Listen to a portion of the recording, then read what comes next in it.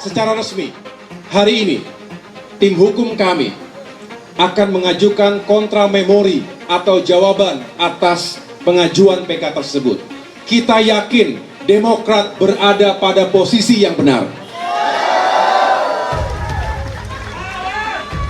Pengalaman empiris menunjukkan sudah 16 kali pengadilan memenangkan Partai Demokrat atas gugatan hukum KSP Muldoko dan kawan-kawannya.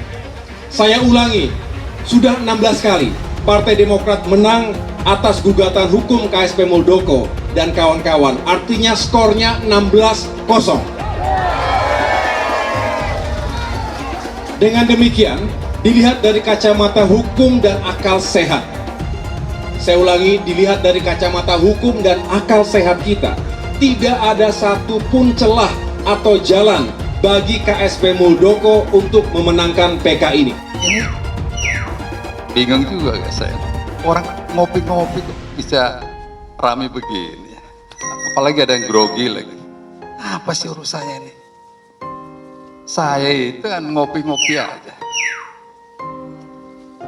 Beberapa kali di sini, ya di luar biasa kerjaan saya bicara kanan kiri. Ya kan begitu. Dan saya ini siapa sih? Saya ini apa? Biasa-biasa aja. Di Demokrat ada Pak SBY, ada putranya Mas AHY. Apalagi kemarin dipilih secara aklamasi. Kenapa mesti takut? Kenapa mesti menanggapi seperti itu? Usah biasa-biasa. Gitu. Jadi dinamika dalam sebuah partai politik itu biasa. Ya seperti itu. Dan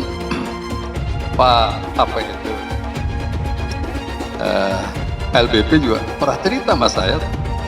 Saya juga didatangi oleh mereka-mereka. Case-nya juga sama. Tapi nggak ribut begini. Terus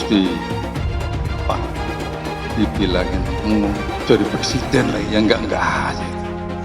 Nah, kerjaan gua stupuk begini, ngurusi yang enggak aja. Janganlah membuat sesuatu itu prosesnya kayaknya ini kayak dagelan aja gitu, ya lucu-lucuan. Muldoko mau kudeta, ya kudeta apa nih di kudeta? Anggaplah begini ya, saya punya pasukan bersenjata nih, anggaplah Panglima TNI pengen jadi ketua Demokrat. Emangnya gue bisa itu gue todong senjata itu para DPD, datang sini, gue todongin senjata. Semua kan ada aturan, ada ART dalam sebuah partai politik, dan lucu-lucuan begitu. Jadi kalau kita bicara human capital, itu bukan intellectual capital yang pertama, emotional capital. Gitu. Jadi tenang merespon sesuatu. Masa gue ngopi harus izin presiden? Gila apa?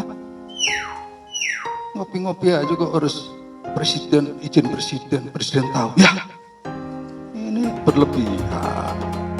Jangan begitu.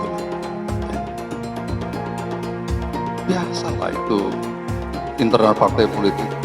Orang luar ini nggak ada urusannya itu juga. Itu aja. Jadi biasa-biasa. Jadi jika ada pertemuan-pertemuan beliau dengan berbagai pihak yang kemudian dikonotatifkan hal-hal lain, jika itu adalah cerita tentang Partai Demokrat, biarlah Partai Demokrat sendiri yang menjelaskannya. Karena kami sebagai senior Partai Demokrat dan para pendiri ini ingin melihat ini, partai ini semakin baik, semakin besar. Kongres Partai Demokrat bulan Maret tahun 2020.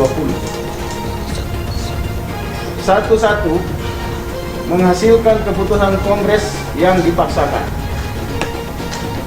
1-2 demokrasi semu. 1-3 cacat hukum karena proses yang dilakukan tidak berdasarkan aturan anggaran dasar anggaran rumah tangga Partai Demokrat, yaitu tidak memenuhi tata beracara Kongres Partai Demokrat. Tidak ada pelaporan dan pertanggungjawaban anggaran dan program partai. Terkesan penyelenggaraan Kongres jadi-jadian. Pengangkatan Ketua Umum Agus Harimurti Yudhoyono dipaksakan. Bau amis PK Muldoko untuk kudeta Partai Demokrat. Dikutip di Jakarta, peninjauan kembali MK Muldoko terkait Partai Demokrat dinilai memuat niat buruk.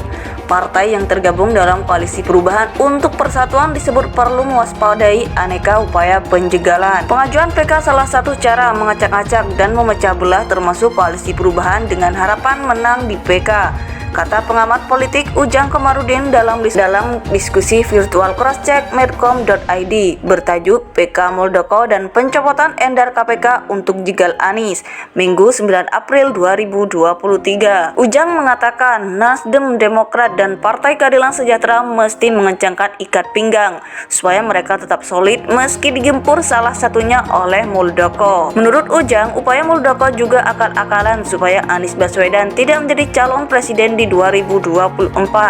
Sebab koalisi perubahan kompak mengusung Anies. Saya lihat arahnya ke sana, penjegalan Anies. Karena tidak ada angin, tidak ada hujan, Muldoko mengajukan PK, papar dia. Sementara itu, Ujang menilai seyogyanya kubu Demokrat kembali menang dalam PK Muldoko.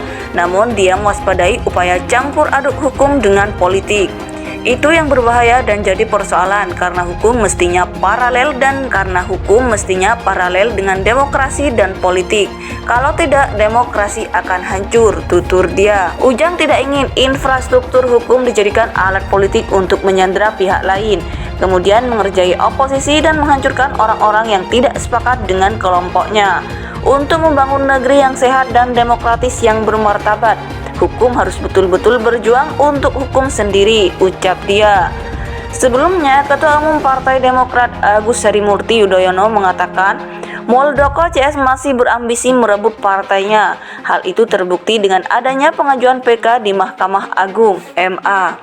Sebulan lalu, tepatnya tanggal 3 Maret 2023, kami menerima informasi bahwa Kepala Staf Presiden atau KSP Muldoko dan Dr. Hewan Joni Allen Marbun masih mencoba-coba untuk mengambil alih Partai Demokrat, kata AHY dalam konferensi pers di kantor DPP Demokrat Jakarta Senin 3 April. PK merupakan langkah hukum kesekian yang dilakukan oleh kubu Muldoko.